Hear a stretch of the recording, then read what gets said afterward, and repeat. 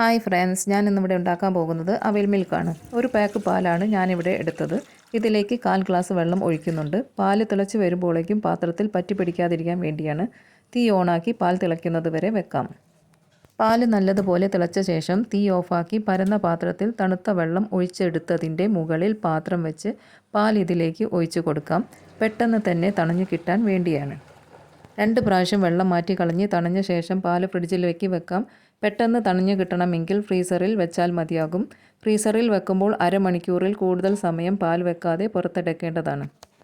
ഞാനിവിടെ 2 ഗ്ലാസ്സിലേക്കാണ് ഉണ്ടാക്കുന്നത്. അവിൽ മിൽക്ക് ഉണ്ടാക്കാൻ എടുത്ത ഗ്ലാസ്സിലേക്ക് 4 ടേബിൾ സ്പൂൺ പഞ്ചസാര മറ്റേ ഗ്ലാസ്സിലേക്ക് അതുപോലെ തന്നെ ഇട്ട് കൊടുക്കാം.